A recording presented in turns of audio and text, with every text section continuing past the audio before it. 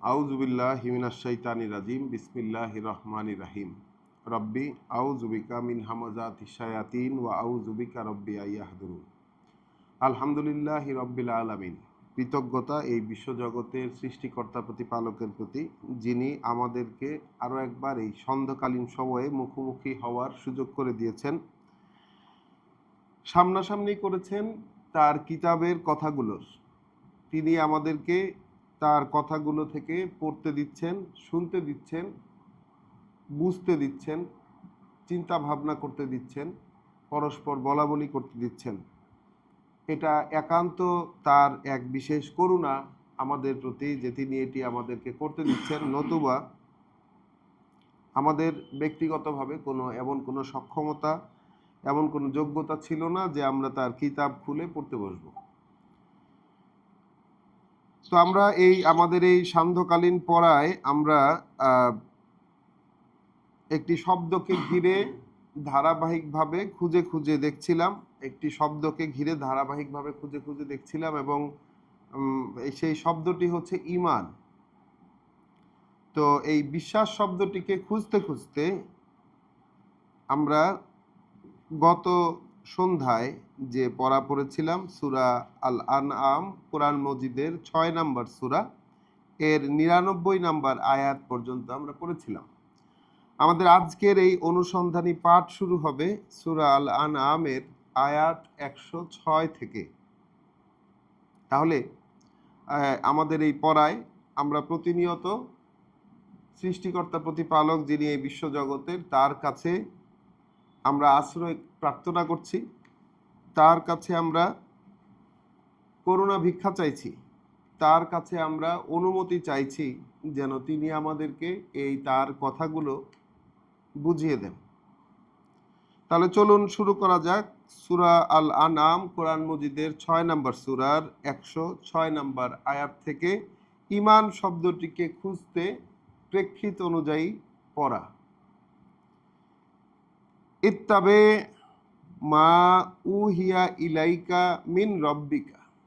তাহলে আল্লাহ বলছেন মুহাম্মদ রাসূলুল্লাহকে উদ্দেশ্য করে প্রাথমিকভাবে, এবং সেই সাথে তার পরবর্তী সকল মানুষকে, যারা এই কিতাবকে, এই কোরআনকে যারা সাবজেক্ট হিসাবে নেবে, যারা মানতে নেবে, যারা কোরআনকে মানতে নেবে, তাদেরকে একটা উদাহরণ ক্রিয়েট করার জন্য মুহাম্মদ রাসূলুল্লাহর সাথে আল্লাহ বলছেন যে তুমি অনুসরণ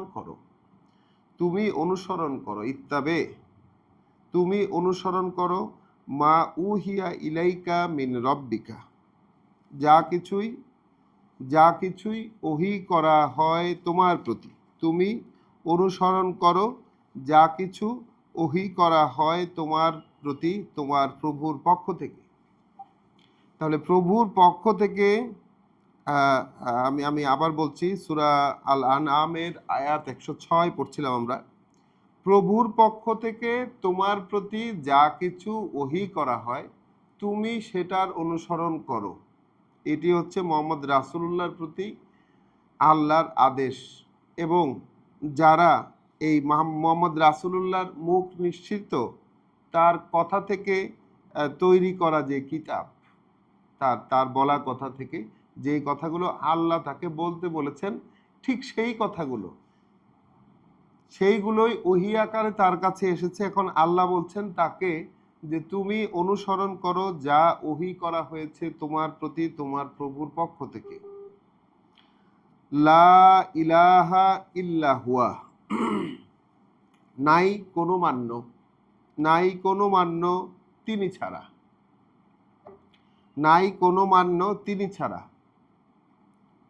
ওয়ারিদ আনিল মুশরিকিন, তাহলে শুধু ওহীর অনুসরণ করো, শুধু তাই না, মানে তদুপরি মুখ ফিরিয়ে নাও যারা তার সাথে অংশী সাব্যস্ত করে তাদের থেকে। তো এখানে একটু দুটি কথা না বললেই নয় মনে করছি, সেটি হচ্ছে যে মুশরিকিন শব্দটি, অর্থাৎ যারা অংশী সাব্যস্ত করে, কোন জিনিসটাকে কোন জিনিসের বিপরীতে আল্লাহ রেখেছে, এটি আমাদেরকে দেখতে হবে। একটা অবস্থান হচ্ছে যা কিছু তোমার কাছে ওহী করা হয় তুমি সেটার অনুসরণ করো, আর দ্বিতীয় অবস্থান হচ্ছে মুশরিক, অর্থাৎ ওহী যা কিছু হচ্ছে আল্লাহর পক্ষ থেকে সেটা যদি অনুসরণ করা না হয় তাহলে কি অনুসরণ করা হবে? হয় কোনো না কোনো কর্তৃপক্ষের আদেশ মানতে গিয়ে আমার সেটা ছাড়তে হবে, অথবা নিজের মনের ইচ্ছাকে মানতে গিয়ে আমার ছাড়তে হবে, অথবা অন্য কোনো কর্তৃপক্ষ, যেই কর্তৃপক্ষকে আমি মানি, যেই কর্তৃপক্ষকে আমি ভয় পাই, সমীহ করি, এমন কর্তৃপক্ষের আদেশ মানতে গিয়েই তো আমার আল্লাহর আদেশ বা আল্লাহর ওহী মানা হচ্ছে না, আল্লাহর ওহীর অনুসরণ এর বিপরীতে অবস্থান করছে অন্য কারো আদেশের অনুসরণ, অন্য কারো নির্দেশনার অনুসরণ। কারণ আমরা কোরআন পড়ে দেখেছি আল্লাহ যেমন ওহী করেন, শয়তানও কিন্তু ওহী করেন। এবং শয়তান শুধু এটা অদৃশ্য শয়তান না, মানুষ শয়তান এবং জিন শয়তান পরস্পরের প্রতি ওহী করেন পার্থিব নানান ধোকার মানে কথাবার্তা দিয়ে, জুখরুফাল কল, আকর্ষণীয় সব কথা দিয়ে ওহী করেন। এটা কিন্তু আমরা কোরআন থেকে পেয়েছি। আমি আর সেই রেফারেন্সে গিয়ে আমাদের পড়া লম্বা করব না, বা আমাদের মূল সাবজেক্ট থেকে আমরা হারিয়ে যেতে চাইবো না। যেটা আল্লাহ বলছেন এখানে আমরা প্রথম আয়াতেই যেটা পেলাম, 106 নম্বর আয়াত সূরা আল আনআম, সেটা হচ্ছে যে তুমি অনুসরণ করো, একজন ব্যক্তিকে বলছেন আল্লাহ যে তুমি অনুসরণ করো যা কিছু ওহী করা হয়েছে তোমার প্রতি তোমার প্রভুর পক্ষ থেকে, কোনো মান্য নাই তিনি ছাড়া। তার মানে একমাত্র মানার জিনিস হচ্ছে যেটা ওহী হবে সেইটা, একমাত্র মানার জিনিস হচ্ছে যেটা রাসূলের প্রতি ওহী হচ্ছে সেইটা। ওয়ারিদ আনিল মুশরিকিন, তুমি মুখ ফিরিয়ে নাও, এড়িয়ে যাও, মুখ ফিরিয়ে নাও মুশরিকদের কাছ থেকে, যারা জেনে বুঝে তার এই যে কথাগুলো আল্লাহ রাসূলের কাছে দিচ্ছেন ওহী হিসাবে, এগুলো এগুলোর বাইরে অন্য কোনো কিছু দিয়ে পরিচালিত যারা, এখন মক্কার ক্ষেত্রে যেমন ওই সময়কার মূর্তি পূজক, ওইখানে মূর্তি পূজাকে কেন্দ্র করে এবং কাবাকে কেন্দ্র করে একটি ধর্ম ছিল রীতিমতো, সেই ধর্মের সেই একটা বিশেষ সিন্ডিকেটের যারা অনুসারী ছিলেন তাদেরকে মুশরিক বলা হচ্ছে, যারা মূর্তি পূজা করতেন। কিন্তু আমাদের সময়ে এসে এই মুশরিক শব্দটি কিন্তু অনেক বিস্তৃত মানে অর্থ ক্যারি করবে। এখন আপনারা এই বিষয়টা ভেবে দেখবেন। ওয়ালাউ শাহ আল্লাহ, যদি আল্লাহ চাইতেন মা আশরাকু, তারা এই অংশীদার সাব্যস্তটা করতো না। আল্লাহ বলছেন এখানে যে যদি আল্লাহ চাইতেন তাহলে তারা এই অংশীদার সাব্যস্তটা করতো না, অর্থাৎ মানুষ যে আল্লাহকে বাদ দিয়ে আরো অন্যান্য বা আল্লাহর পাশাপাশি আরো যাদের নির্দেশনা মেনে জীবনটা চালায়, আল্লাহ যদি না চাইতেন তাহলে তারা সেটা করতো না। ওয়ামা জাল নাকা আলাইহিম হাফিজা, আর না আমি পাঠিয়েছি, না আমি বানিয়েছি তোমাকে তাদের বিপরীতে সংরক্ষণকারী, মানে তুমি তাদেরকে দেখে শুনে রাখবা, তুমি তাদের সবকিছু ঠিকঠাক করে দিবা, সবকিছু দেখে শুনে রাখবা, এই দায়িত্ব দিয়ে তোমাকে হে মুহাম্মদ আমরা পাঠাই নাই। তাহলে রাসূলকে হাফিজ হিসাবে, মানে ওই যারা মুশরিক, যারা আল্লাহ ছাড়াও আরো অন্যান্য সত্তার কাছে নিজেদের সমর্পণ জানায় যারা মুশরিক, অর্থাৎ একক মান্য আল্লাহকে ছাড়াও যারা অন্যান্য কর্তৃপক্ষের আদেশ যারা মেনে চলে, সেই মুশরিক তারা যদি তারা হচ্ছে এই শিরকটা করতে পারতো না, তারা এই শিরকটা করতো না যদি আল্লাহ না চাইতেন। এবং সাথে সাথে রাসূলকে জানিয়ে দিলেন যে তোমাকে ওদের বিপরীতে আমরা হেফাজতকারী, সংরক্ষণকারী, পাহারাদার হিসাবে আমরা তোমাকে নিযুক্ত করিনি। ওয়ামা আনতা আলাইহিম বেওয়াকিল, না তুমি তাদের ওপর কোনো মানে কাজের পরিণতিতে নিয়ে যাওয়ার কর্তৃপক্ষ কেউ।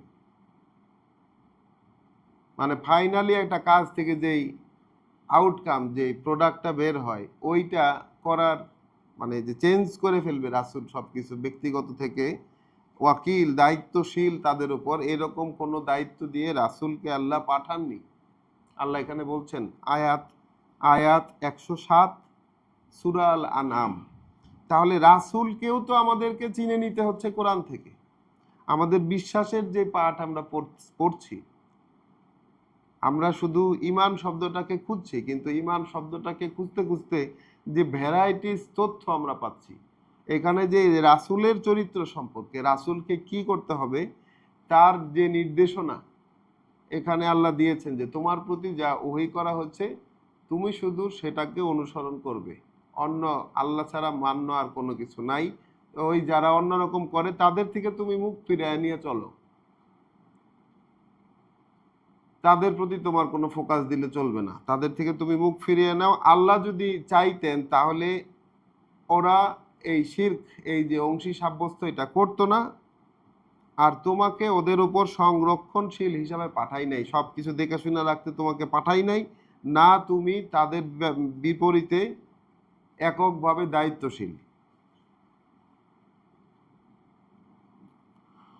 ওয়ালা তাসুব্বু, এটা খুব ইম্পর্টেন্ট একটা উল্লেখযোগ্য আয়াত। তাহলে অলরেডি আমরা একটি করণীয় কাজ পেয়েছি, সেটা হচ্ছে যা কিছু ওহী হয় তোমার প্রতি, সেইটাকে তুমি অনুসরণ করো। অর্থাৎ রাসূল মুহাম্মদ রাসূলুল্লাহর উপর এই যে কোরআন সমুদয় ওহী হয়েছিল দীর্ঘ 23 বছর সময়ে, দীর্ঘ 23 বছর সময়ে ওহী হয়েছিল পুরো কোরআনটা, আমরা কিন্তু সেটা লিখিত আকারে পেয়েছি। আসতো মোহাম্মদ রাসূলুল্লাহর মনে, তার অন্তরে আসতো, দুঃখিত মনে শব্দটা ঠিক হয়নি, তার অন্তরে আসতো, কথাগুলো তো আসতো তার অন্তরে, তারপর তিনি প্রেক্ষিত অনুযায়ী কথাগুলোকে বলতেন, প্রেক্ষিত অনুযায়ী তিনি কথাগুলোকে বলতেন, তার আসতো কিন্তু তার অন্তরে। পরবর্তীতে তার সাথে থাকা লোকেরা এগুলো লিখেছে এবং পরবর্তীতে সেগুলো সংগৃহীত হয়েছে, যাচাই বাছাই সম্পূর্ণরূপে হয়েছে, যেহেতু মানুষের মেমোরিতে ছিল সেই সময় পুরো বিষয়টা। তো এইটা পরবর্তীতে আমরা পেয়েছি লিখিত রূপে। তো এই লিখিত রূপটা যখন আমরা পাঠ করব, যখন আমরা বুঝতে চেষ্টা করব এবং এইটা নিয়ে আমরা রাত জাগবো, সময় কাটাবো, তখন এর বুঝ আল্লাহ আমাদেরকে বুঝিয়ে দেবেন এবং এমনভাবে বুঝিয়ে দেবেন যেন আমরা সেটাই করি। এই বিষয়টাই কিন্তু হয়েছিল রাসূলের উপর, যে আল্লাহ যখন তাকে বললেন যে তুমি অনুসরণ করো তোমার প্রতি যা কিছু ওহী করা হয় তোমার প্রভুর পক্ষ থেকে, তাহলে রাসূলের কি এর বিপরীতে যাওয়ার কোনো সাধ্য ছিল? রাসূল কি তা গিয়েছিলেন? তিনি যাননি তো। তাহলে রাসূল যেটা মেনেছেন, আমাদের রাসূলের একান্ত অনুসারী যদি হতে হয় তাহলে আমাদেরকেও সেটাই মেনে নিতে হবে, যে ওহীর অনুসরণ করবে যা কিছু প্রভুর কাছ থেকে আসছে। এইটা হচ্ছে কোরআনের অন্যতম মূলনীতি, রেসালাতের অন্যতম মূলনীতি। এবং সেই সাথে এই রেসালাতের সাথে জড়িত, অর্থাৎ যখনই একটা মানুষ যখন কোরআন পড়তে শুরু করবে এবং কোরআন দ্বারা নিজের মন মানসিকতাকে গড়তে শুরু করবে, তখন কিরকম কনফ্লিক্ট হতে পারে তার নমুনা দেখুন 108 নম্বর আয়াতে। ওয়ালা তাসুব্বু আল্লাযীনা, ওয়ালা তাসুব্বু, তাহলে তোমরা গালি দেবে না, আর তোমরা গালি দেবে না আল্লাযীনা, তাদেরকে যারা ইয়াদউনা মিন দুনিল্লাহ, যারা আল্লাহ ছাড়াও অন্যান্যদেরকে ডাকে, অন্যান্যদের কাছে প্রার্থনা করে, আল্লাহ ছাড়াও অন্যান্যদের কাছে প্রার্থনা করে, এই রকম কাউকে তোমরা গালি দেবে না। ফায়াসুব্বু আল্লাহ, তাহলে তো ওরাও গালি দেবে আল্লাহকে, আদওয়ান বেগাইরে ইলমিন, একটি শত্রুতা বশত, কোনো জ্ঞান ছাড়াই, মানে জানা ছাড়াই, এটা কনসিকুয়েন্স কি, এটা ফলাফল কি হইতে পারে, এরকম কোনো জানা ছাড়াই তারাও আল্লাহকে গালি দেবে। মানে তোমাদের আল্লাহকে গালি দিবে মানে কি, তোমরা যেই একজন মান্যকে মানো, একমাত্র যে মান্যকে মানো সেই মান্যকে গালি দিবে। তাহলে এখন এর বাস্তবতাটা কিরকম? এর বাস্তবতা হলো এই পৃথিবীতে কত ধর্ম রয়েছে, কত সিস্টেম রয়েছে, কত সামাজিক সিস্টেম রয়েছে। তাহলে আল্লাহ ছাড়াও অন্যান্যদেরকে ডাকে বিভিন্ন ধর্মে, এরকম রীতি রয়েছে। হিন্দু ধর্মে রয়েছে, এই যে কি বলে খ্রিস্ট ধর্মে রয়েছে, আমাদের ইসলাম ধর্মেও রয়েছে, কম আর বেশি বিভিন্ন বিভিন্ন ভাবে রয়েছে। তো যারা এরকম করে, এই নতুন বিশ্বাসে যারা বিশ্বাসী হচ্ছে রাসূলের সাথে থেকে, তাদেরকে আল্লাহ বলছেন যে তোমরা গালি দেবে না ওদেরকে। কারণ মনে একটা বিদ্বেষ আছে, তারা তো রীতিমতো অত্যাচার করছে, নানান রকম সবসময় একটা মানে মেন্টাল টর্চারের ভিতরে রাখছে পুরো সমাজ, বিশ্বাসীদেরকে। পুরো সমাজ যারা বিশ্বাসী হিসাবে আত্মপ্রকাশ করেছে তাদেরকে তো টর্চারের মধ্যে রাখছে।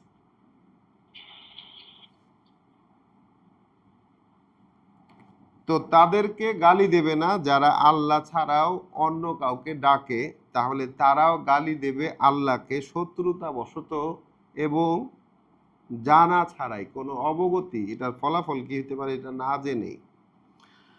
কাদালিকাট, আর ওইভাবেই জাইয়ান্না লেকুল্লে উম্মাতিন আমালাহুম, তার মানে ওরা গালিগালাজ করে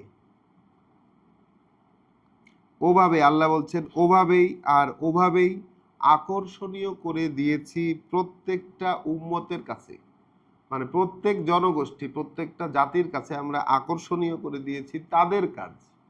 মানে ওরা যেটা করে, তার মানে ওরা অবশ্যই গালিগালাজ করতো, ওরা গালিগালাজ করতো, কটু কথা বলতো। রাসূলকে তো কত রকম কথা বলেছে আমরা দেখেছি।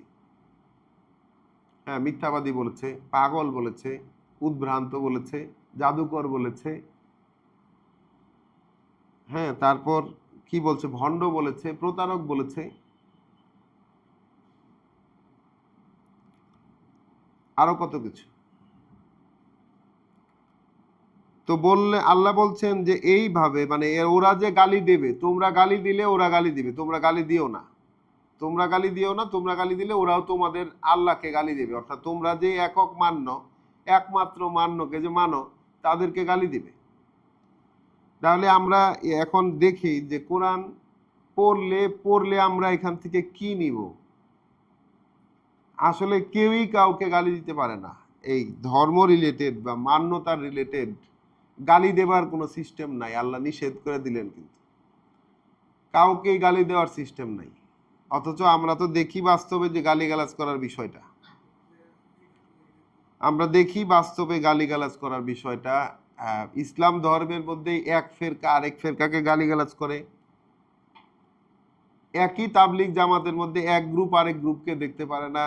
এছাড়া আরো আরো বিভিন্ন যে বিরোধ, পরস্পরকে গালি দেওয়া, বা একজন আরেকজনকে সম্পূর্ণরূপে বাতিল হিসাবে চিন্তা ভাবনা করা। ঠিক আছে, যে আমি একটা মতবাদের অনুসারী, এই মতবাদের বাইরে যারা আছে তারা সব বাতিল, তাদের কিছুই হয় না। এই যে আল্লাহর কথা ব্যতিরেকে বিগাইরে এলম কিন্তু। আলাইকুম সালাম। জি জি, ভালো আছি। তো আমরা এটা দেখছি যে বিগাইরে এলম কিন্তু, মানে কোনো সঠিক জ্ঞান ব্যতিরেকে, অর্থাৎ ওই যে বিষয়টা, এগুলা কখনো আল্লাহর পক্ষ থেকে আসে না। তো তারা এই যে কর্মকাণ্ডগুলো তারা করে, এই কর্মকাণ্ডটা আল্লাহই তাদের জন্য আকর্ষণীয় করে দিয়েছেন। এখন এই মেকানিজমটা দেখেন, অদৃশ্যের মেকানিজম।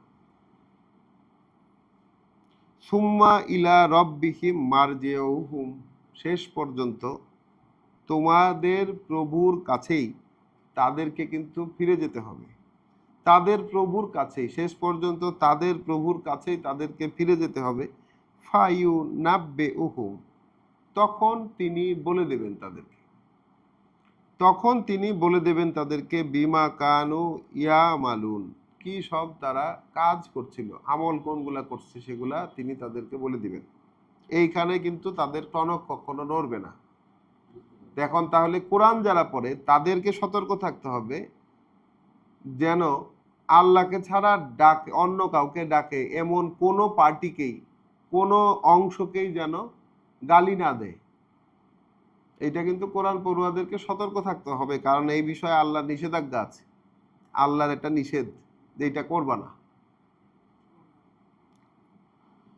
ওয়া আকসামু বিল্লাহে জাহাদা আইমানিহিম, আর ওরা আল্লাহর ব্যাপারে কঠিন শপথ করে, আল্লাহর ব্যাপারে আল্লাহর নামে কড়া কসম খায়, কঠিন শপথ করে।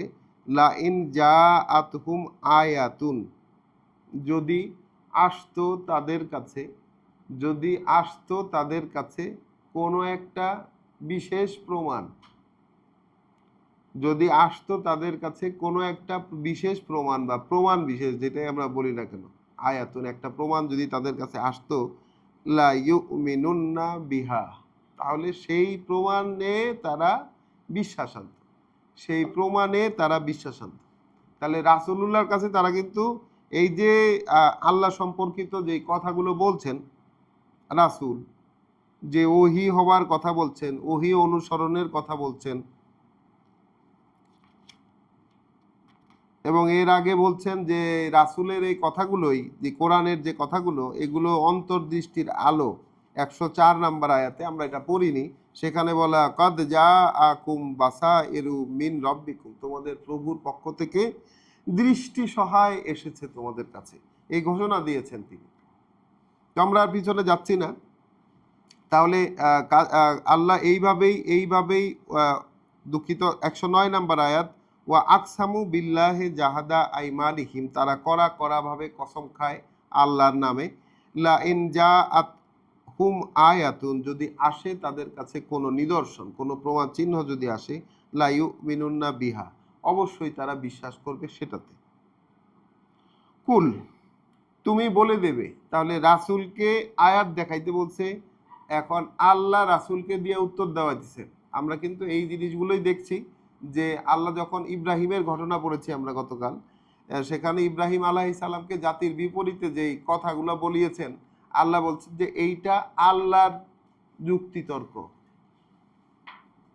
আল্লাহর যুক্তিতর্ক। তাহলে এই যে কুল বলে কোরআনে যেসব আয়াত আছে সেগুলোই কিন্তু আল্লাহর যুক্তিতর্ক, মোহাম্মদ রাসূলুল্লাহকে দিয়ে যেসব যুক্তিতর্ক তিনি দিয়েছিলেন, তিলকা হুজ্জাতুনা, এইগুলো আমাদের যুক্তিতর্ক। কুল, তুমি বলে দাও, ইন্নামাল আয়াতু ইনদাল্লাহ, তুমি বলে দাও যে এই আয়াত যা কিছু, অর্থাৎ এই যে নিদর্শন, চিহ্ন, প্রমাণ, অলৌকিক যা কিছু দেখতে চাচ্ছ তোমরা, এগুলো আছে আল্লাহর কাছে, এই আয়াতগুলো আছে আল্লাহর কাছে। ওয়ামা ইউ সেইরকম, তবে কিসে মানে অনুধাবন করাবে তোমাদেরকে, কিসে বোঝাবে তোমাদেরকে, আন্নাহা ইদা জাআত, যে ওইগুলো যখন আসে, ওই অলৌকিক প্রমাণ নিদর্শন যখন আসে, কিসে বোঝাবে তোমাদেরকে, ওগুলো যখন আসে, লা ইউমিনুন, তারা কিন্তু বিশ্বাস করে না, ওরা কিন্তু বিশ্বাস করে না। অর্থাৎ আল্লাহ কর্তৃক এটা একটা সিস্টেম বলে দিলেন, আল্লাহ একটা সিস্টেম বলে দিলেন যে যারা কিনা প্রমাণ দেখলে বিশ্বাস করবে এই রকম ক্লেম করে, তারা আসলে বিশ্বাস করার নাই। ঠিক আছে, কোনো একটা প্রমাণ দেখলে বা একটা তুমি বলবে যে, ধরেন আপনার কাছে কি নিদর্শন, আপনার কাছে তো আর অলৌকিক কোনো কিছু দেখতে চাইবে না, আপনাকে বলবে যে কোরআন থেকে প্রমাণ দেখাও, আপনি কোরআন থেকে প্রমাণ দেখাবেন কিন্তু বিশ্বাস করবেন না। যারাই প্রমাণ দেখে বিশ্বাস করতে চাইবে তারা আসলে বিশ্বাস করার নয়। হ্যাঁ, তারা বিশ্বাস করার নয়, তারা বিশ্বাস করে না। তোমার কে জানাবে তোমাদেরকে যে যাই প্রমাণ এনে দেখাও না কেন, যদি এসেও যায় তাদের কাছে, যখনই ইন্নাহা, বিষয় হচ্ছে এইটা, ইজা যা আত, যখন সেই প্রমাণ আসে, লা ইউমিনুন, তারা বিশ্বাস করে না। ওয়ানুকাল্লিবু আফইদাতাহুম, কারণ মানে কেন বিশ্বাস করে না তারা, কারণ ঘুরিয়ে দেই আমরা তাদের চিন্তা ভাবনাগুলোকে ঘুরিয়ে দেই, ওয়া আবসারাহুম, এবং তাদের দৃষ্টিকে ঘুরিয়ে দেই, কামা লাম ইউমিনু বিহি, যেহেতু বিশ্বাস করেনি তারা ওইটা, আউয়ালা মাররাতিন, প্রথমবার। তাহলে একটা মানুষের কাছে যখন কোনো একটা আল্লাহর বার্তা কারো মাধ্যমে গেল, সে সেটাকে যদি প্রথমে বাদ করে দেয়, সেটাকে যদি বিশ্বাস প্রথমে কোনো মাত্রায় একটা গ্রাহ্য বা কোনো একটা গুরুত্ব যদি সে না দেয়, তাহলে তার আর সুযোগ আসে না হাজার প্রমাণ দেখাইলে। কি এক সিস্টেম আল্লাহ বানাই দিয়ে রাখছেন দেখেন। এটা আল্লাহর তৈরি সিস্টেম, মানুষের কি করার আছে, এখানে তো কোনো সিস্টেম নাই, এটা অদৃশ্যের সিস্টেম। তার পক্ষে মানে বিষয়টা কতটা সাবধান হওয়ার মতো একটা বিষয় আসলে প্রত্যেকের জন্য। আল্লাহ ঘুরিয়ে দিয়েছেন তাদের হৃদয়, তাদের চিন্তা ভাবনা, মানে তাদের চিন্তা ভাবনা, হ্যাঁ, এবং তাদের দৃষ্টি ঘুরিয়ে দিয়েছে। মানে রাসূল যদি দেখায়ও তাইলেও দেখবে না, যদি বুঝাইয়াও দেয় তাহলে বুঝবে না। যে কারণে, কারণ কি, কারণ যেহেতু তারা বিশ্বাস আনে নাই এতে প্রথমবার।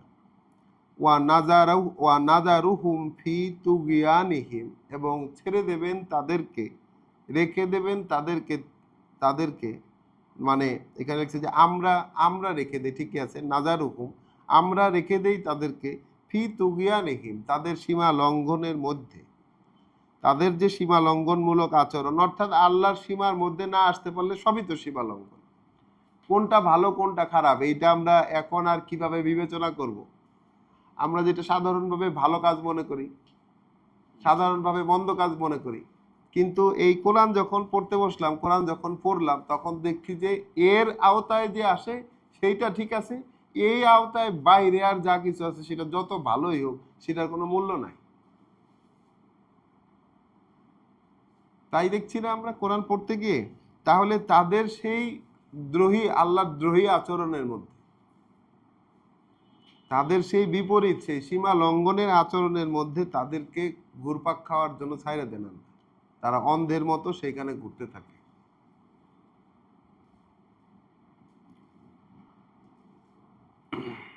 তাহলে এইখানে আল্লাহ আমাদেরকে কাদেরকে চিনাইতেছেন ইমানের কথা বলে, ইমানের কথা বলে কাদেরকে চিনানোর চেষ্টা করছেন। আমরা পড়ার মার পেছে হারিয়ে যেতে চাই না। আমরা আবার দেখি পিছন থেকে যে মুশরিকদের কথা বলছিলেন আল্লাহ। মুশরিক মানে কি? আল্লাহকে তারা জানে, আল্লাহকে তারা মানেও, একজন সৃষ্টিকর্তা হিসাবে জানে,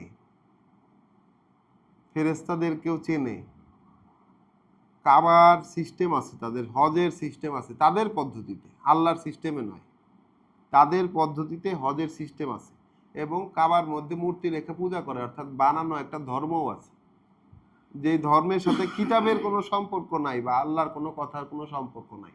নাম আছে, সেখানে সালাত আছে, হজ আছে, তার মানে কি আল্লাহর কিতাবেও সালাত শব্দ আছে, হজ শব্দ আছে, অর্থাৎ কিতাবের শব্দগুলোর ব্যবহার কিন্তু তাদের সমাজে আছে, কোরবানি আছে, কিন্তু তারা সিস্টেম নিজেদের তৈরি, সেটা যাই হোক, মূর্তি পূজা হোক আর যে রকমই হোক, সিস্টেম নিজেদের তৈরি। তাদেরকে আল্লাহ বলতেছেন মুশরিক থেকে, রাসূলকে বললেন মুখ ফিরায় নাও মুশরিকদের কাছ থেকে, একটা পর্যায়ে যাওয়ার পরে।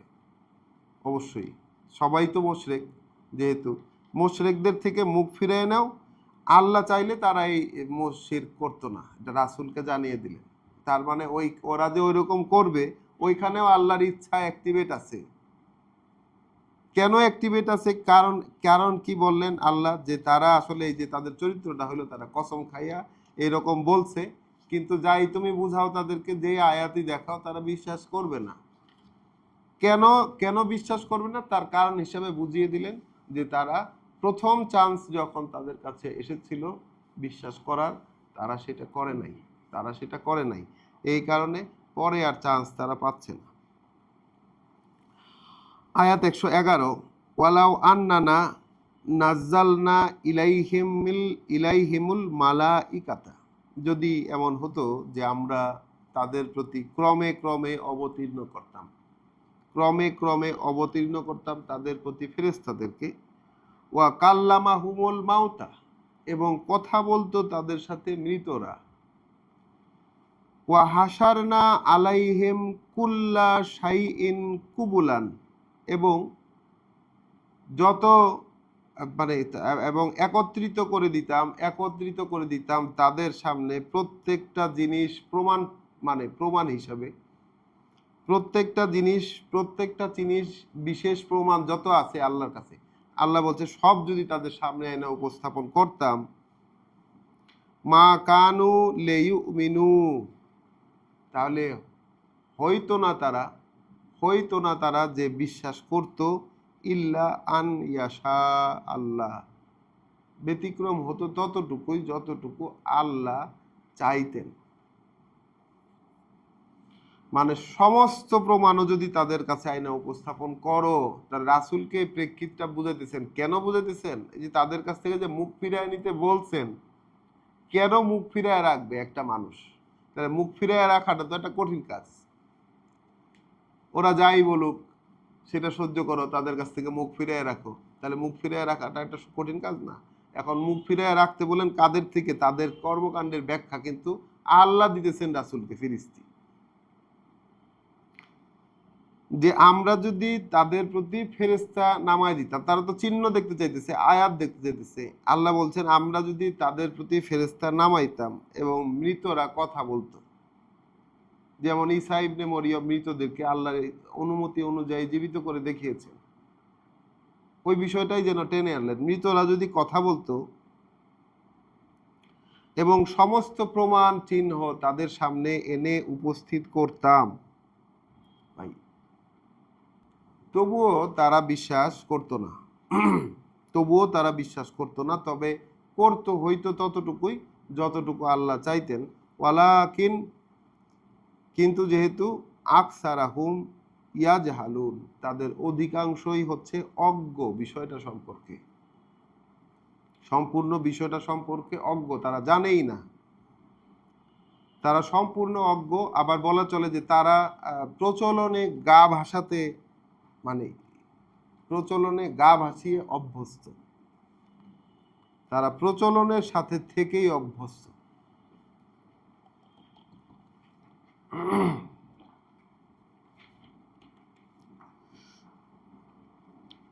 ওয়াকাযালিকা, আর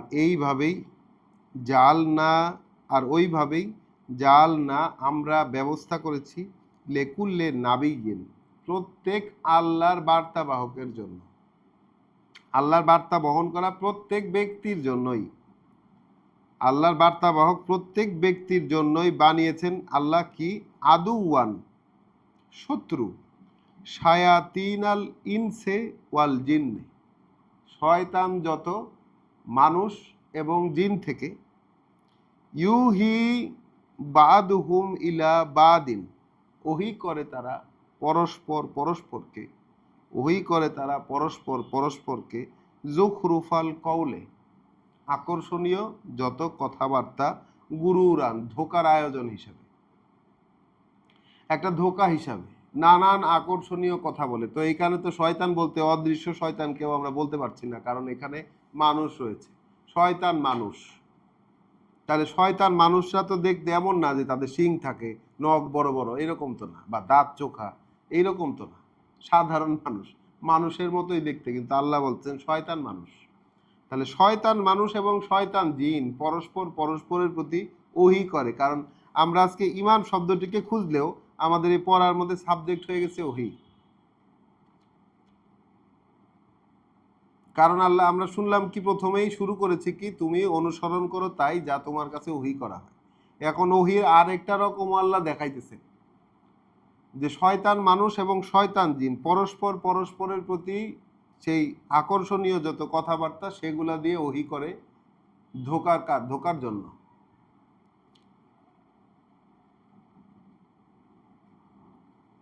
তাহলে নবীর বিপরীতে যিনি আল্লাহর কথা বলবেন, খেয়াল করে এখানে মেকানিজমটা, এটা মানে অদৃশ্য মেকানিজমটা খেয়াল করার চেষ্টা করি আমরা, যেহেতু আমাদের অদৃশ্যে বিশ্বাস করাটা আমাদের একটি কর্তব্য। এখানে অদৃশ্যের মেকানিজমটা কি? যিনি আল্লাহর কথা বলবেন তার শত্রু বানাচ্ছেন, তার বিপরীতে রাখছেন শয়তান মানুষ এবং শয়তান জিনদেরকে, তাহলে নবীর সামনে ঘটতেছে কি, শয়তান মানুষ শয়তান জিনেরা নাচানাচি করতেছে। তারা এখানে নানান রকম আকর্ষণীয় পৃথিবী সংক্রান্ত যত কথাবার্তা, এই সংক্রান্ত বিষয়টা নিয়ে তারা মেতে আছে, এবং তারা পরস্পর পরস্পর মানুষকে মানুষকে ইশারা করে তারা এই ধরনের কথাবার্তা দিয়ে। এখন নবীর কিন্তু তারা শত্রু। আল্লাহ বলছেন ওয়ালাউ শাআ রব্বুকা, যদি চাইতেন তোমার প্রভু, যদি ইচ্ছা করতেন তোমার প্রভু, মা ফালুহু, ওই রকম তারা করতো না। তাহলে ওইখানেও ইচ্ছা আছে, ওইখানেও ইচ্ছা আছে। আল্লাহর বার্তা বাহকের সামনে মানুষ যে এরকম করতেছে, এইখানেও আল্লাহ ইচ্ছা আছে। আল্লাহ বলছেন যে আল্লাহ যদি না চাইতেন, আল্লাহ যদি না চাইতেন তারা এগুলো করতো না, ফাজার হুম, তাহলে তুমি ছেড়ে দাও তাদেরকে। ওই ছেড়ে দেওয়া বোঝানোর জন্য এত কিছু বললেন কিন্তু আল্লাহ, তাই তুমি ছেড়ে দাও তাদেরকে, আমায় ইয়াফতারুন, এবং যা তারা বানিয়ে নিয়েছে, বানানো যা কিছু আছে সব তুমি বর্জন করো। তাহলে এইটা আমরা একটা করণীয় আদেশ হিসাবে কিন্তু আজকে আমাদের এই বিশ্বাসের পাঠ পড়তে গিয়ে পেলাম। কি সেটা? এক হচ্ছে যা ওহী করা হয়েছে প্রভুর পক্ষ থেকে সেইটাকে অনুসরণ করো, মুশরিকদেরকে ছেড়ে দাও, মুশরিকদেরকে ছেড়ে দাও, এবং তারা যা কিছু বানানো তাদের সব কিছুকে ছেড়ে দাও। তাহলে মোহাম্মদ রাসূলুল্লাহকে তৎকালীন সমাজে আল্লাহর কথার বাইরে বহির্ভূত যত সামাজিক বিষয়াদি ছিল, যত কিছু কর্মকাণ্ড মানুষের ছিল ধর্ম রিলেটেড, মানুষের দৈনন্দিন খাওয়া দাওয়া, বাজার হাটে যাওয়া এবং কথাবার্তা বলার বাইরে ধর্ম রিলেটেড, জীবনকে পরিচালনা সংক্রান্ত, সামাজিক রীতিনীতি সংক্রান্ত যা কিছু ছিল সব কিছুই তাকে ছাড়তে হয়েছে, সব কিছুই তাকে ছাড়তে হয়েছে। নাকি রাসূল ব্যতিক্রম করতে পেরেছিলেন?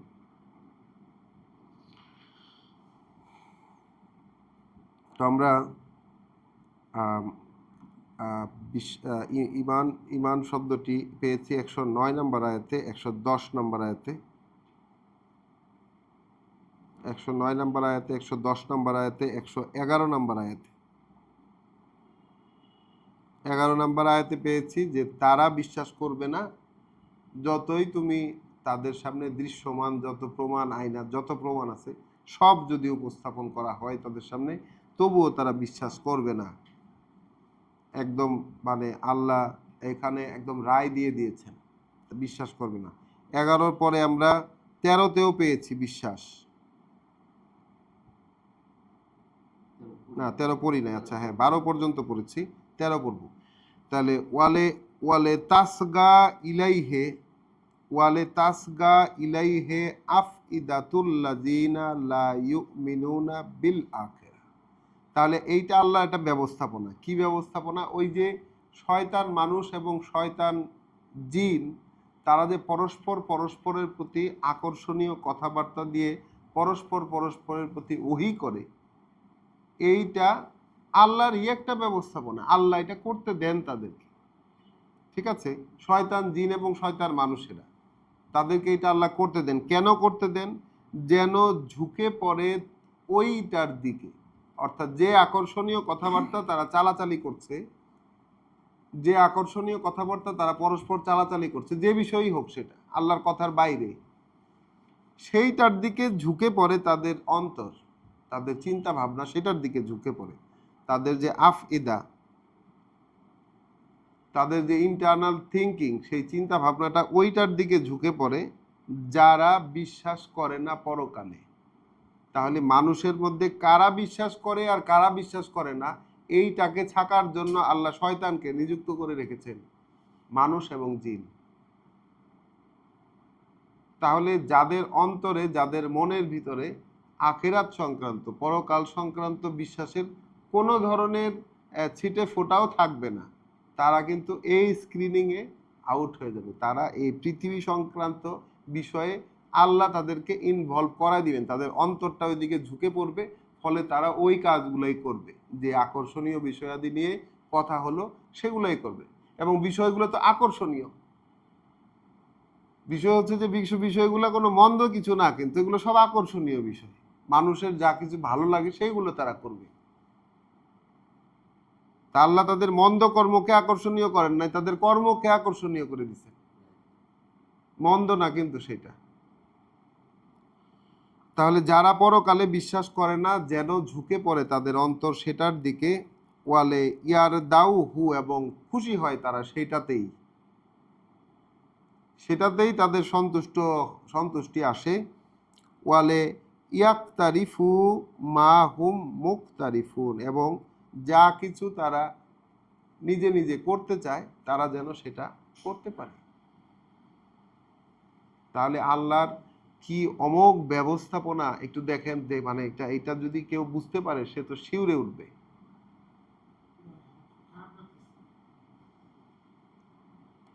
এটা কিন্তু শিউরে উঠবে, যে বুঝতে পারবে এই মেকানিজমটা, যে বুঝতে পারবে তা সে কিন্তু ভয় পাওয়া ছাড়া তার কোনো উপায় নাই। কারণ এই অবস্থা থেকে ছুটে যাওয়ারও কোনো সুযোগ নাই, কারণ এটা তো অদৃশ্যের মধ্যে ঘটতেছে। এটাকে এই পরিচালনা বা এই ব্যবস্থাপনা আসলে কেউ দেখতে পাচ্ছে না। হ্যাঁ, কেউ দেখতে পাচ্ছে না যে এই বিষয়টা যে আল্লাহ চলতেছেন, এর কন্ট্রোল যে মানুষের কাছে নাই। হ্যাঁ, মানুষ যেটা করতে চায়, মানুষ তার জীবনে যেটা করতে চায়, যে টার্গেট সে নিচ্ছে পৃথিবী সংক্রান্ত আকর্ষণীয় বিষয়, সেইটা আল্লাহ তাকে করতে দিবেন। হ্যাঁ, সে ভাবতেছে এটাই নিয়ামত আল্লাহর, আল্লাহর কাছে চাইছে, সে এটা করতে দিচ্ছেন, আল্লাহর কাছ থেকে সে পাইছে। কিন্তু আসলে তার পরিচয় দাঁড়াইলো কি, সে আখিরাতে বিশ্বাস করে না।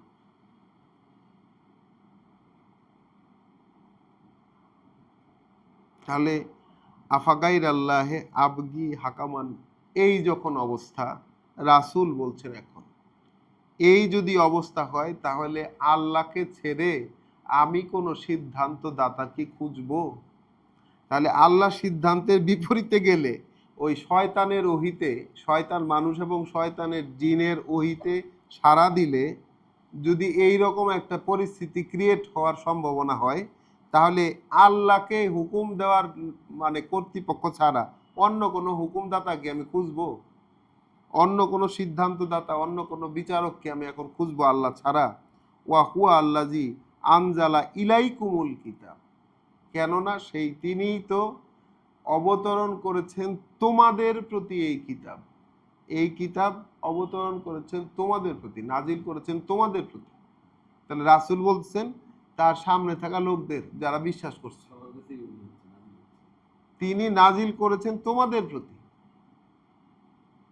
রাসূলকে করেছেন ওহী, নাজিল করছেন তার সামনের মানুষদের প্রতি। আনজালা ইলাইকুমুল কিতাবা মুফাসসালান, যেটা পূর্ণ বিস্তারিত। তাহলে কিতাবের একটি বৈশিষ্ট্য, আমরা বিশ্বাসের জগতে আমাদের প্রতিনিয়ত পরিবর্তন হতে হচ্ছে, কারণ আমাদের ধর্ম যেভাবে কিতাবটাকে ডিল করে, যে কিতাব হচ্ছে সংক্ষিপ্ত ভার্সন, কিতাব হচ্ছে সংক্ষিপ্ত ভার্সনের বিস্তারিত রূপ হচ্ছে অন্য কোথাও। এই যে মানে আমাদের ধর্মের মাধ্যমে আমরা যেটা শিখে এসেছি ছোটকাল থেকে, এটা তো সত্য, আমরা সবাই এই ইনফরমেশন জেনেই এসেছি যে আল কোরআন হচ্ছে আল্লাহর কিতাব। এইটাতে হচ্ছে সব সংক্ষিপ্তভাবে লেখা, ইশারা ইঙ্গিতে বলা, একটু একটু করে বলা, সম্পূর্ণরূপে বলা নাই। এবং বলা আছে অন্য কোনোখানে, যেটা রাসূলের কথা, আলাদা করে রাসূলের কথা আছে, সেই কথার মধ্যে এর বিস্তারিত বিবরণ লেখা আছে। এই যে বিষয়টা আমরা ছোটকাল থেকে জেনে জেনে বড় হয়েছি, এইটা এখন কোরআন পড়তে এসে এই রাসূলের মুখ থেকে কথা শুনে এইটা আমাদের কাছে কেমন মনে হচ্ছে? কারণ রাসূল বলতেছে এই অবস্থা যদি হয়, তাহলে আল্লাহকে ছেড়ে আর কোনো হুকুমদাতা কি খুঁজবো আমি? আর কোনো হুকুমদাতাকে খুঁজবো যেখানে তিনি নাজিল করেছেন তোমাদের প্রতি এই কিতাব, তোমাদের প্রতি এই কিতাব নাজিল করেছেন যেটা বিস্তারিত। এখানে কিতাব তাহলে কি হইল? এই যে ওহী অনুসরণ করো, এটাই কিতাব।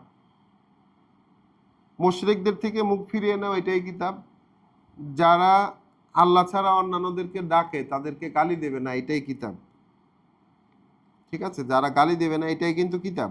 মানে আল্লাহর বিধিবিধান, মানে করণীয় যে কাজগুলো। তাহলে তিনি তোমাদের জন্য, তোমাদের প্রতি এই কিতাব নাজিল করেছেন বিস্তারিত, মানে কি, কখন কি করতে হবে, তোমার কাছ থেকে আল্লাহ কি জিনিসটা চান সেইটাই আল্লাহ বলছেন, এর বাইরে তো বলেন নাই। ঠিক প্রিসাইজলি, ঠিক একজন ব্যক্তির কাছ থেকে পৃথিবীর জীবনে পরীক্ষার জীবনটা পার করার জন্য একজন ব্যক্তির কাছ থেকে যে বিষয়গুলো আল্লাহ চান শুধু ততটুকুই আল্লাহ বলেছেন, এবং এইটাকে আল্লাহ বলছেন বিস্তারিত। যতটুকু চান ততটুকুই, মানে ওইটার হইলে তার আর কোনো কিছুর দরকার নাই, ততটুকুই বিস্তারিত। ওয়াল্লাযীনা আতাইনা হুমুল কিতাবা, আর যাদেরকে আমরা কিতাব দিয়েছি, দেই যাদেরকে কিতাব, ইয়ালামুন, তারা এটা জানে, তারা তাদের জ্ঞানের আওতার মধ্যে, অবগতির মধ্যে নোটিশ আকারে এটা নিতে থাকে, নিতে পারে, আন্নাহু মুনাজ্জালুন মিন রব্বিকা, যে এই কথাগুলো, এই ব্যাপারগুলো ক্রমে নেমে আসছে। তারা জানে যে এই কথাগুলো ক্রমে নেমে আসছে তোমার প্রভুর পক্ষ থেকে, বিল হাক, ঠিক যেভাবে এসেছিল সেইভাবেই। অর্থাৎ রাসূলের কাছে আল্লাহ যা বলেছেন, রাসূল ঠিক সেই কথাটাই মানুষের কাছে বলেছেন, এখানে কোনো পরিবর্তন ঘটে নাই। এই জন্য এটা হক, বিল হক, একদম সত্যতা সহকারে, ঠিক যেভাবে পাঠাইছে সেইভাবেই। ফালা তাকুনান্না মিনাল মুমতারিন, অতএব তুমি মোহাম্মদ, আল্লাহ রাসূলকে এখন বলছেন, মোহাম্মদ শব্দটা এখানে নাই, আমি বাড়তি বললাম। ফালা তাকুনান্না, তাহলে তুমি হয়ে থেকো না, মিনাল মুমতারিন, সন্দেহ পোষণকারীদের মধ্যে কেউ। মানে এই বিষয়টা নিয়ে রাসূল ব্যক্তিগতভাবে তার মনে যদি সন্দেহ কোনো ভাব এসেও থাকে, তিনি যেন সেটা পোষণ আর না করেন, আল্লাহ এখানে তাকে বলে দিলেন একেবারে ক্যাটাগরিক্যালি। তাহলে আমরা যারা তার অনুসারী হিসাবে চিন্তা করব, তার অনুসারী হিসাবে রাসূলের অনুসরণ করব, আমরা তো বলি আমরা এই কোরআন পড়ার মাধ্যমে রাসূলের অনুসরণ করছি। তাহলে অনুসরণ করার মতো আমরা কতগুলো জিনিস আজকে পেলাম। কিতাব, ওহির অনুসরণ করো, যা ওহি হয় প্রভুর পক্ষ থেকে সেইটা অনুসরণ করো। মুশরিকদের কাছ থেকে মুখ ফিরিয়ে নাও, তারা আল্লাহ ছাড়া বাকি যাকেই ডাকুক গালি দেবে না তাদেরকে। আর কি, তাদের কাছ থেকে ইয়ে করো, তোমার তারা যা কিছু বানাইয়া করছে, যা কিছু বানায় রাখছে, সব কিছু ছেড়ে দাও, যা কিছু বানায় রাখছে সেগুলোকে ছেড়ে দাও।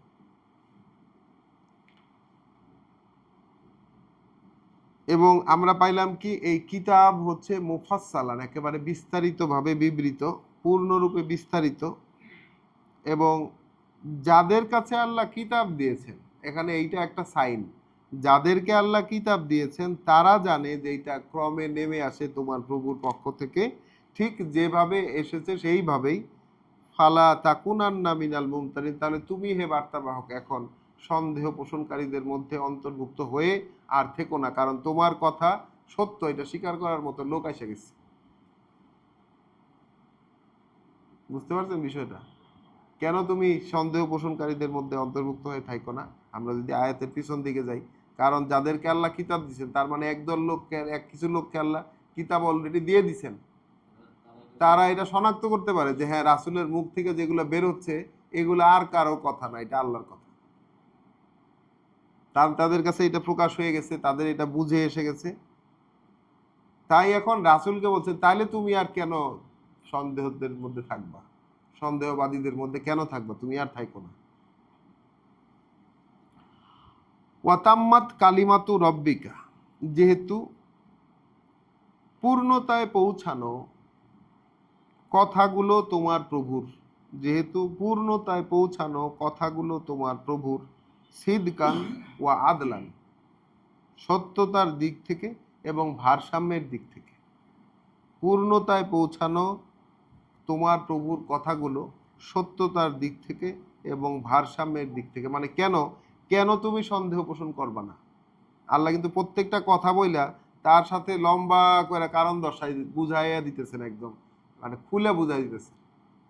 পূর্ণ বিস্তারিত বলবো না তো কি বলবো? আমরা কি এর পরেও বলতে পারবো যে কিতাব সংক্ষিপ্ত বা এর কোনো বাড়তি বিবরণ বাইরে আছে? এইটা বুঝতে হলে আরো অনেক বৃত্তান্ত পড়ে আসতে হবে।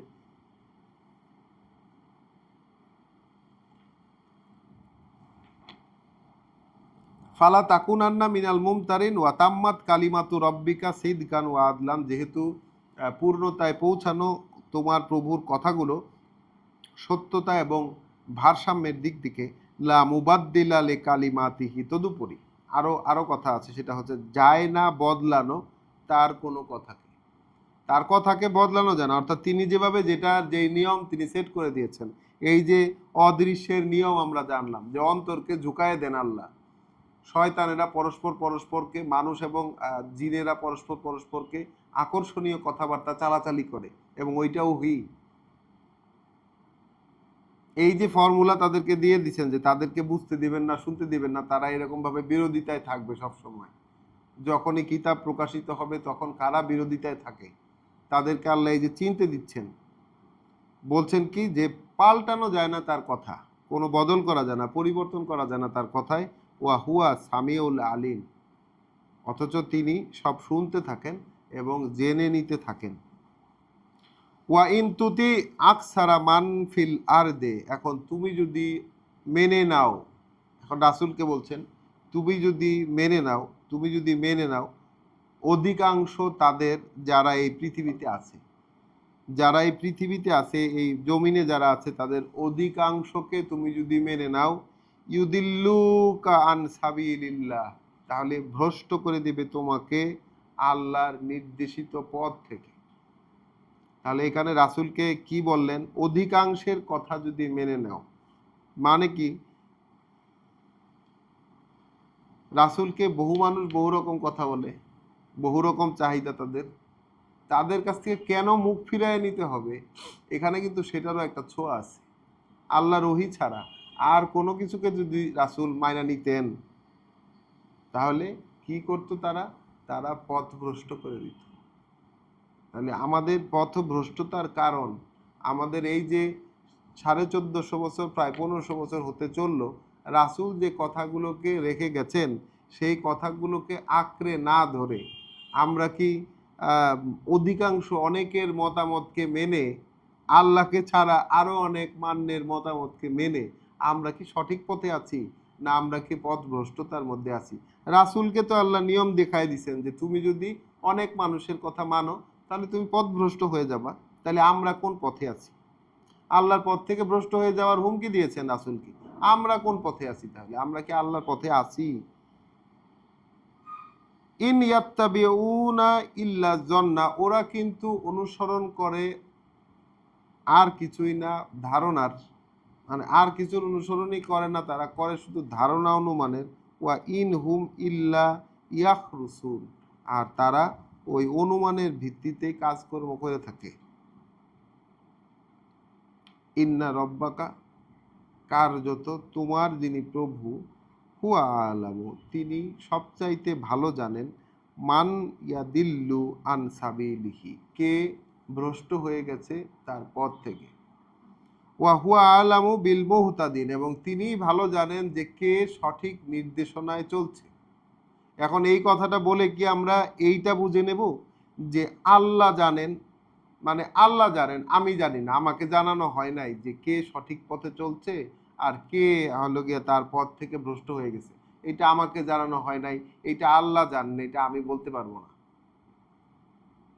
আমি কিন্তু সেই রকম দেখছি না কোরআনে। কারণ কোরআনের ধারাবাহিক যে পড়াটুকু, যে আয়াতগুলো আমরা ধারাবাহিকভাবে পড়লাম, এখানে সুস্পষ্ট নির্দেশনা দেখা যাচ্ছে যে কে পথ থেকে কিভাবে সরে যাইতে পারে, পথ থেকে কিভাবে ভ্রষ্ট হয়ে যাইতে পারে একজন মানুষ, তার পূর্ণ নির্দেশনা এখানে বলা আছে। আর কিভাবে সে সঠিক পথে থাকতে পারে, তার মানে হচ্ছে এখানে তিনি সবচেয়ে ভালো জানেন, মানে কি তিনি যে বর্ণনাটা দিলেন সেটাই কিন্তু সবচাইতে সঠিক, সেটাই মানদণ্ড।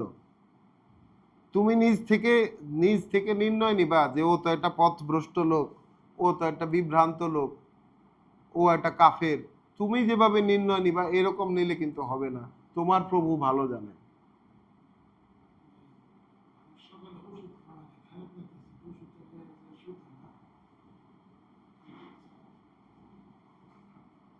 তিনি সবচেয়ে ভালো জানেন, নিশ্চয়ই নিশ্চিত এটা যে তোমার প্রভু তিনি সবচেয়ে ভালো জানেন যে কে ভ্রষ্ট হয়ে গেছে তার নির্দেশিত পথ থেকে, এবং তিনি সবচেয়ে ভালো জানেন, তিনি তো সেই যিনি সবচেয়ে ভালো জানেন যে কে আছে সঠিক নির্দেশনায় চলা। আমরা 117 আয়াত পর্যন্ত পড়েছি। আমরা পরে যাব, দেখি 124-এ আছে, এরপরে না, এখান থেকে পড়বো না, 122 থেকে পড়বো।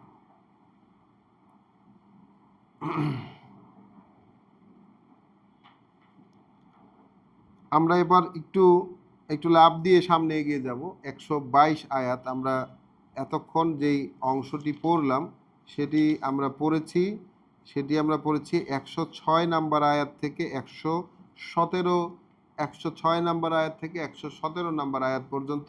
আমরা এখন আবার পড়া শুরু করব 122 নাম্বার আয়াত সূরা আল আনআমের। আওয়ামান কানা মাইতান, 122 নম্বর আয়াত সূরা আল আনআম। আওয়ামান কানা মাইতান, তাহলে তার ক্ষেত্রে কেমন যে ছিল মৃত, তার ক্ষেত্রে কেমন যে ছিল মৃত। ফা আহিয়াইনাহু, আমরাই তাকে জীবিত করলাম, আমরাই তাকে জীবিত করেছি বা করলাম। যে ছিল মৃত আমরা তাকে জীবিত করলাম।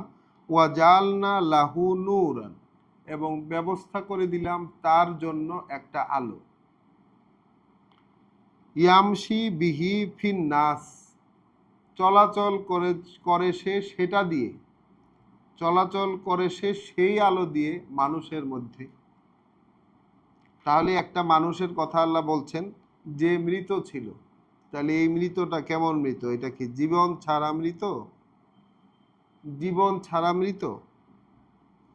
আসলে আল্লাহ কোরআনে আমাদেরকে যেটা বলেন, যে যেমন আমরা সামনে গেলে সূরা যেই আনফাল, সেখানে গেলে আমরা দেখতে পাবো যে রাসূল যে দিকে ডাকেন, রাসূল ডাকেন তোমাদেরকে জীবিত করার জন্য। রাসূল তোমাদেরকে যেদিকে আহ্বান জানান সেটা তোমাদেরকে জীবিত করার জন্য। তাহলে রাসূলের কথা শুনলে আল্লাহর যে বার্তাগুলো, আল্লাহর যে আয়াতগুলো রাসূলের কাছ থেকে মানুষ শুনবে, তাতে সেই মানুষটা জীবিত হবে। আল্লাহ বলছেন, যেহেতু আল্লাহ বলেছেন, তা আমাদেরকে তো বিষয়টাকে গ্রাহ্য করতে হবে। তার মানে একটা মানুষ যে চলছে ফিরছে খাচ্ছে যাচ্ছে স্বাভাবিক সব কাজকর্ম করছে, সেই মানুষটা জীবিত নাও হতে পারে, বা সেই যদি আল্লাহর কথার সাথে কোনো কানেকশন তার না থাকে, তাহলে আল্লাহর কাছে সেই মানুষটা আসলে মৃত। আল্লাহর কাছে সেই মানুষটা আসলে মৃত। কেননা আল্লাহ যেমন বলেছেন, যারা আল্লাহর নির্দেশিত পথে চলে নিহত হলো কিংবা মারা গেল, তাদেরকে তোমরা মৃত মনে করো না, তারা জীবিত হয়েছে, বরং তারা জীবিত হয়েছে।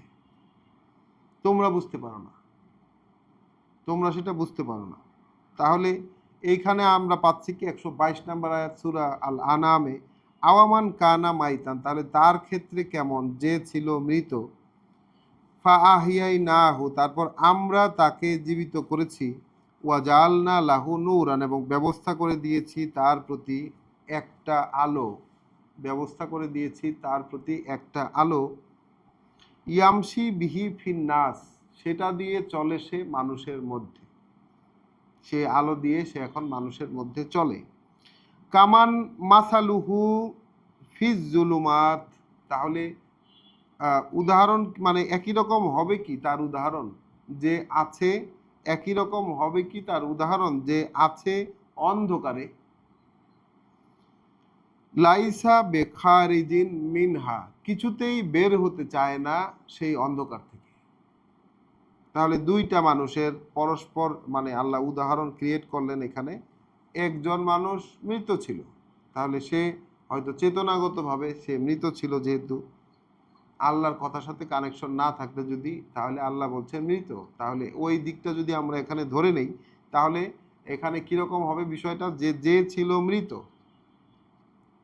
তাকে আল্লাহ জীবিত করলেন, তার মানে কি ওহির কানেকশন দিলেন তার সাথে। তার মানে রাসূলকে, এই যে আমরা মাত্রই শুনলাম যে তোমার প্রতি যা কিছু ওহী করা হয় তোমার প্রভুর পক্ষ থেকে, তুমি সেটাকে অনুসরণ করো, তিনি ছাড়া আর কোনো কিছুকে মানার নাই। এই যদি ব্যাপার হয়ে থাকে, তাহলে রাসূল যখন সেই ওহীর অনুসরণ করেছেন, তার আগ পর্যন্ত তিনি যদি মৃত থেকে থাকেন, তিনি তখন জীবিত হয়েছেন, তার জন্য একটা আলোর ব্যবস্থা করে দিয়েছেন। সেই আলো দিয়ে তিনি মানুষের মধ্যে চলেন, এবং তার সাথে থাকা যেসব মানুষরা নিজেদের উপর ওই নাজিল করিয়ে নিতে পেরেছিল, আল্লাহ যেমন বলছেন তোমাদের প্রতি নাজিল হয়েছে এই কিতাব, তাই না? যাদের কাছে নাজিল হয়েছিল সেই সাধারণ মানুষেরা রাসূলের বাইরে গিয়ে, এখন প্রত্যেক সেই সাধারণ মানুষ যাদের প্রতি নাজিল হয়েছে তারা মৃত ছিল, তাদেরকে আল্লাহ জীবিত করেছেন, তাদের জন্য একটা আলোর ব্যবস্থা করে দিয়েছেন। সেই আলো দিয়ে তারা মানুষের মধ্যে চলে যে কোনটা কোন জায়গায় পা ফেলতে হবে, কোন দিক থেকে যেতে হবে। তার উদাহরণ কি হতে পারে সেই ব্যক্তির মতন যে আছে অন্ধকারে এবং কিছুতেই বের হতে চায় না সেখান থেকে। কাযালিকা জুইয়িনা লিল কাফিরিনা মা কানু ইয়ামালুন। তাহলে এইভাবেই আকর্ষণীয় করে দেই আমরা কাফেরদের জন্য, অর্থাৎ যারা এই বাণীয় বার্তা অগ্রাহ্য করবে, যারা এই বাণীয় বার্তা অগ্রাহ্য করবে তাদের জন্য আল্লাহ বলছেন আমি আকর্ষণীয় করে দেই মা কানু ইয়ামালুন, যা তারা করতে থাকে সেটাকেই। তাহলে যারা এই বার্তা গ্রাহ্য করবে না, এই বার্তা বলার পরে এই বার্তা মানুষের সামনে যদি প্রকাশিত হয়, তখন যারা গ্রাহ্য করবে না, বিপরীতে আল্লাহ কি করে দেবেন, সে যেইটা করতেছিল বার্তার দিকে না ঝুঁকে পড়ে সেই যেই দিক যেটা সে করতেছিল তাকে সেইটার মধ্যেই, হ্যাঁ সেইটাই তার জন্য আকর্ষণীয় করে দিবেন আল্লাহ। ওয়াকাযালিকা, আর ওইভাবেই জালনা ফি কুল্লে কারিয়াতিন, ব্যবস্থা করে দেই, বানিয়ে দেই আমরা, উদ্ভব ঘটাই আমরা প্রত্যেক জনপদেই, প্রত্যেকটা জনপদেই আকাবেরা মুজরিমিহা, বড় বড় সেখানকার অপরাধীদেরকে। তাহলে অপরাধী হচ্ছে কারা? অগ্রাহ্যকারীরা, কাফেরেরা। অপরাধী হচ্ছে যারা এই মানে এই প্রেক্ষিত অনুযায়ী যেসব কথাবার্তা রাসূলের কাছে আসছে, মানুষের কাছে তিনি বলছেন, সেই আলো ছড়িয়ে দেওয়ার প্রয়াসে যারা সেগুলোকে গ্রহণ করছে না, যারা সেগুলোকে গ্রহণ করছে না। তো প্রথম ধাপে আমরা কিন্তু যাদের কথা পড়ে আসছি প্রথম অংশে, তাদেরকে আল্লাহ বলছেন মুশরিক, এখানে বলছেন কাফের, যারা অগ্রাহ্য করে তাদেরকে। মুশরিকরা কিন্তু আল্লাহকে চিনে, কাফেরেরা আল্লাহকে এই একমাত্র মান্য যে হইতে পারে এইটা মোটেই তারা গ্রাহ্য করে না, পরকালকেও তারা বিশ্বাস করে না মোটেই। তো তারা যা করছিল সেটাকে আল্লাহ আকর্ষণীয় করে দিলেন। ওয়াকাযালিকা, আর এইভাবে জালনা ফিকুল্লে কারিয়াতিন আকাবেরা মুজরিমিহা, আমরা বানিয়ে দিয়েছি প্রত্যেকটা জনপদে বড় বড় অপরাধী সেখানকার, লে ইয়ামকুরু ফিহা, যেন তারা নানান প্ল্যান প্রোগ্রাম করতে থাকে, তারা যেন নানান পরিকল্পনা করতে থাকে সেখানে। ওয়ামা ইয়ামকুরুনা ইল্লা বে আনফুসিহিম, যা কিছু আর মানে করে না কোনো পরিকল্পনা, বরং তাদের বিপরীতে, তাদের নিজেদের বিপরীতে তারা যে প্রতারণা, যে পরিকল্পনার জাল তারা ছড়ায়, এইটা এই পরিকল্পনাটা তাদের বিপরীতেই ঘটে, তাদের বিপরীতেই যায়। ওয়ামা ইয়াশউরুন, বিষয়টা তারা মোটে বুঝতেও পারে না, ধারণাও করতে পারে না তারা, এই ব্যাপারটা ধারণাও করতে পারে না তারা। অর্থাৎ আল্লাহর কিতাব প্রকাশিত হবে কোনো ব্যক্তির মাধ্যমে, তার বিপরীতে যত রকমের পরিকল্পনাই হোক, যত রকমের পরিকল্পনাই মানুষ করুক, এবং ওই পরিকল্পনার ব্যবস্থাপনাটাও আল্লাহ ছেড়ে দেন তাদেরকে ওই রকমটা করার জন্য, আল্লাহ অনুমতি দেন তাদেরকে ওই রকমটা করার জন্য। আর ওইভাবে কেন অনুমতি দেন? ওই যে তাদের যা করণীয়, তাদের যা করছিল তারা, সেটাই তাদের কাছে ভালো লাগে, কাজেই পরস্পর তো এটা সামনাসামনি অবস্থান তৈরি হয়। তো এইভাবে প্রত্যেক জনপদে বড় বড় অপরাধী সেখানকার আমরা বানিয়ে দিয়েছি, যেন তারা সেখানে নানান পরিকল্পনা করতে থাকে, তবে তাদের এই পরিকল্পনা তাদের নিজেদের বিরুদ্ধেই যায়, কিন্তু তারা সেটা বুঝে উঠতে পারে না, ঠাওর করতে পারে না। ওয়া ইজা জাআতহুম আয়াতুন, যখন এসে যায় তাদের কাছে কোনো একটা বাণী ও বার্তা, তাদের কাছে যখন কোনো একটা বাণী ও বার্তা উপস্থাপিত হয়, মানে এসে যায়, কলু, তারা বলে, লান নুমিনা হাত্তা নুউতা মিসলা মা উতিয়া রসুলুল্লাহ, কিছুতেই বিশ্বাস করব না। তাহলে কোনো কথা রাসূলের কাছ থেকে কোনো আয়াত, কোনো বাণী ও বার্তা যখন তাদের সামনে উপস্থাপিত হয়, যখন এসে যায় তাদের কাছে, তারা বলে কিছুতেই বিশ্বাস করব না আমরা, লান্নো মিনা, কিছুতেই বিশ্বাস করব না, হাত্তা নুতা, যতক্ষণ না দেওয়া হবে, যতক্ষণ না দেওয়া হবে আমাদেরকে মিসলা, সেই রকম জিনিস, মাউতিয়া রুসুলুল্লাহ, যেগুলো নিয়ে আসতো আল্লাহর রাসুলেরা, আল্লাহর বার্তাবাহকেরা। তার মানে আগের বার্তাবাহকেরা যারা বার্তাবাহক ছিলেন, তাদের যেসব চিহ্ন প্রমাণ, যেই ধরনের চিহ্ন প্রমাণ তারা আনতেন, তারা প্রদর্শনী করতেন, সেই ধরনের চিহ্ন প্রমাণ যে পর্যন্ত না আনা হবে সেই পর্যন্ত আমরা কিছুতেই বিশ্বাস করব না। এটা কথা দিয়ে তাদেরকে বিশ্বাস করানো যাচ্ছে না। আল্লাহু আলামু,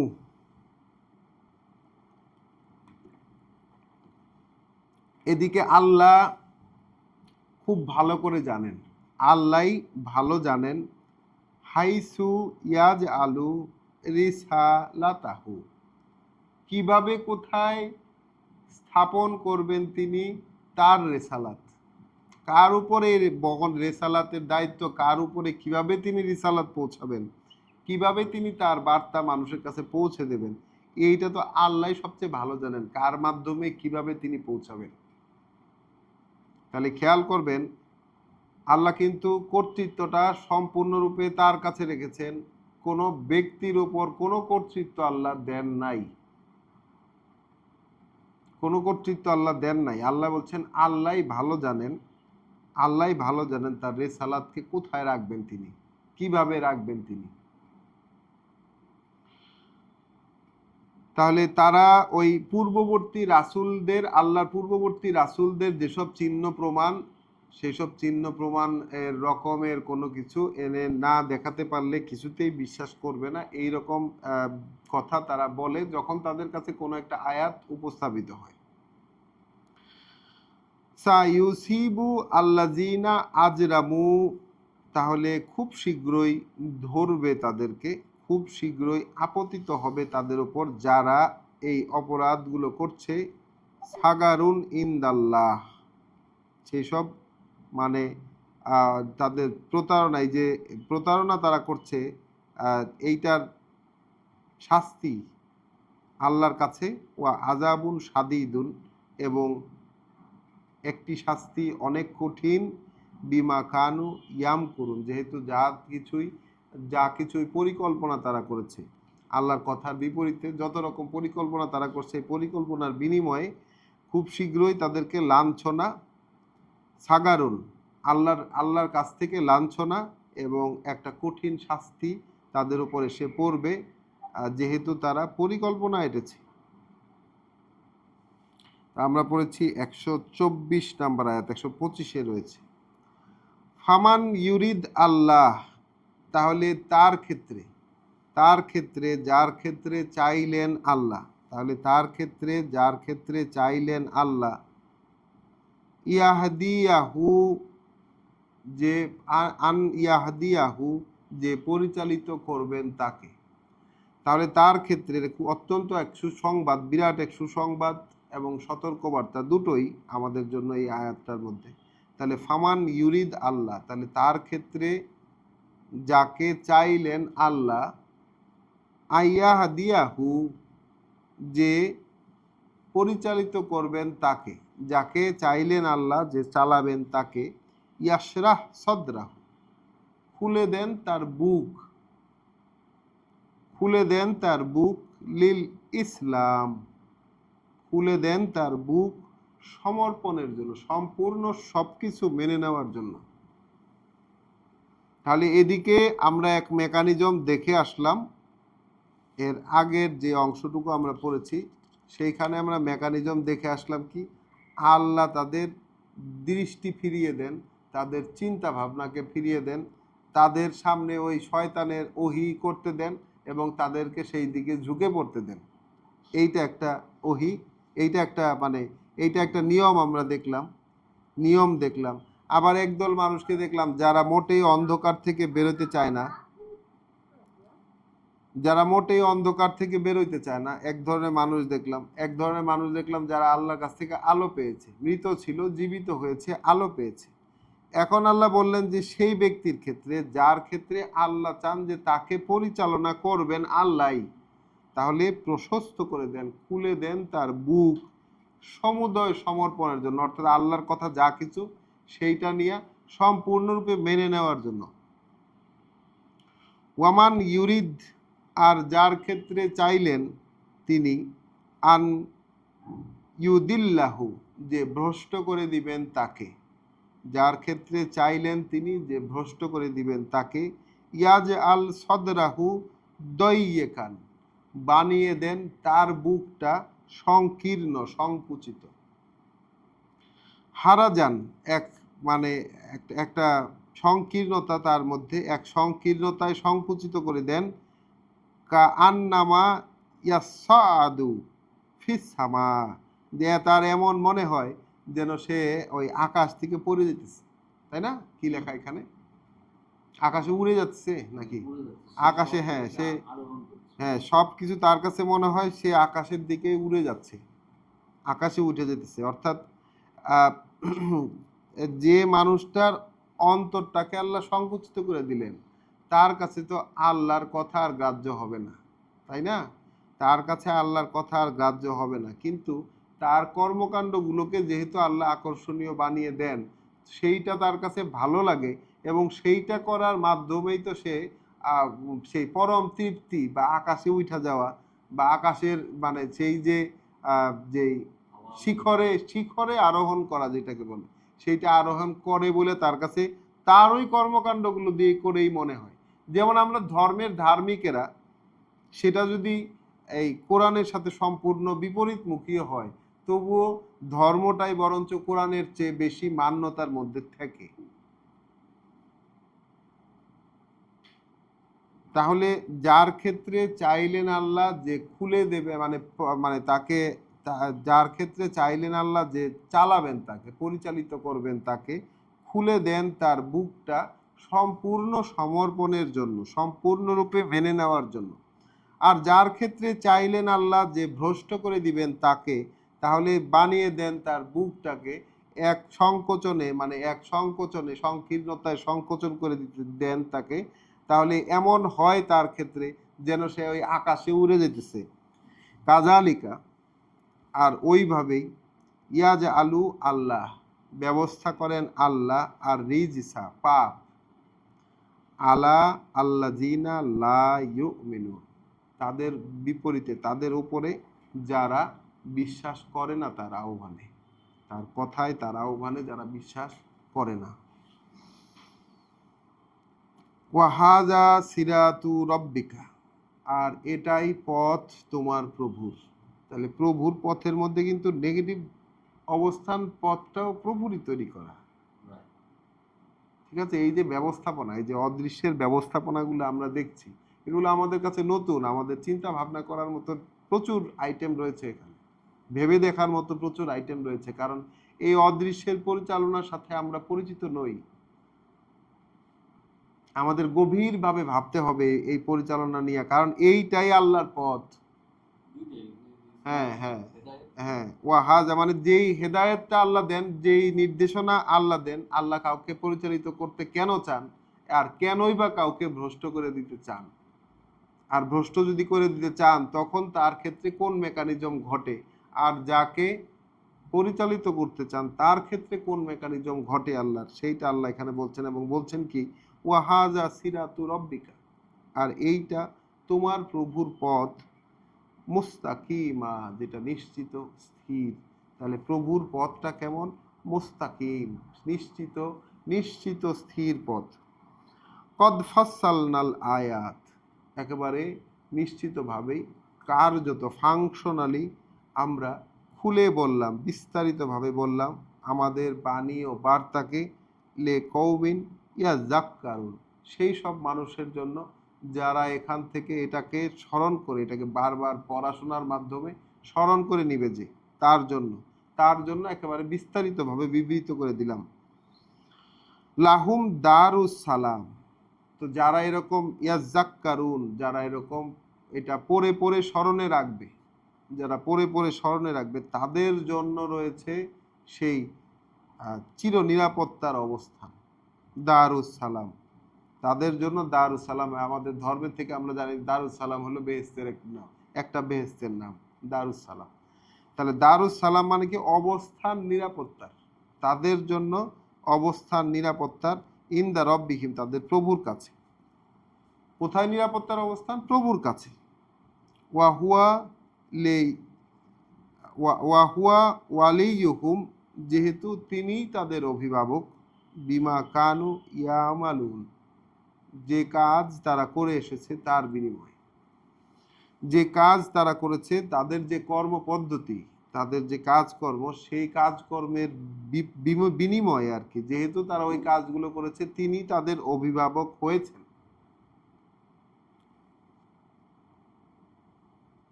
আরেকটা আয়াত কি আমরা পড়তে পারবো? দেখি। না, এটা এটা আগামী দিন পড়বো ইনশাল্লাহ, আগামী দিন পড়বো। আজকে আমরা দুইটি অংশ আমরা পড়েছি, দুইটি অংশ পড়েছি। একটি অংশ হচ্ছে 106 নম্বর আয়াত থেকে 117 নম্বর আয়াত, এবং আরেকটি অংশ হচ্ছে 122 নম্বর আয়াত থেকে 127 নম্বর আয়াত। তো এই দুইটি অংশ পড়ে আমরা আজকে বিশ্বাস সংক্রান্ত অনেকগুলো ব্যাপার এবং করণীয় আদেশও আমরা পেয়েছি আজকে, যে ব্যবহার কিভাবে মানুষের সাথে করতে হবে, কাকে কেন গালি দেওয়া যাবে না, এবং আসলে কোন জিনিসটা মান্য হয়, এবং অদৃশ্যের যে পরিচালনা সবচেয়ে বেশি আজকে আমরা পেলাম এটা, যে অদৃশ্যের পরিচালনাটা, আল্লাহর অদৃশ্যের পরিচালনার নীতিগুলো আসলে কেমন। এবং এইটাই হচ্ছে মানে কোরআন মানুষকে মূল্যায়ন করার জন্য যে রুব্রিক বা যেটাকে বলে মিজান, মানুষকে মূল্যায়ন করার তুল্য যেই নীতি সেইটা, এবং এই অনুযায়ী হইলে, এখানে যেভাবে আল্লাহ বলেছেন সেই অনুযায়ী যদি হয় তাহলে আল্লাহর কাছে গ্রান্টেড হচ্ছে, আর যদি এ অনুযায়ী না হয় তাহলে কিন্তু আল্লাহর কাছে গ্রান্টেড হচ্ছে না, বিশেষত সেই সময় যখন এই কোরআন প্রকাশিত হচ্ছে। যদি প্রকাশিত না থাকতো তাহলে অন্য ভিন্ন কথা বলতাম আমরা, যেহেতু আমাদের এখন হাতে হাতে কোরআন এবং এইগুলো পড়লে বোঝাও যায়। আগের মানুষ বলতো যে কোরআন পড়লে নাকি বোঝা যায় না, এখন তো আমরা পড়তে বসছি, আল্লাহ আমাদেরকে বুঝিয়ে দিচ্ছেন, আমরা বুঝতে পারছি।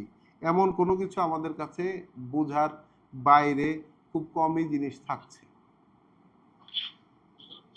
তো আলহামদুলিল্লাহ রব্বিল আলামিন, আমাদের পড়া আজকে আমরা এই জায়গায় শেষ করব।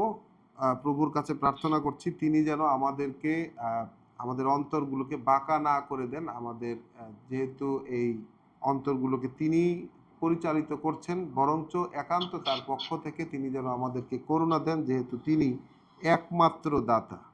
সালামু আলাইকুম ওয়া রাহমাতুল্লাহ।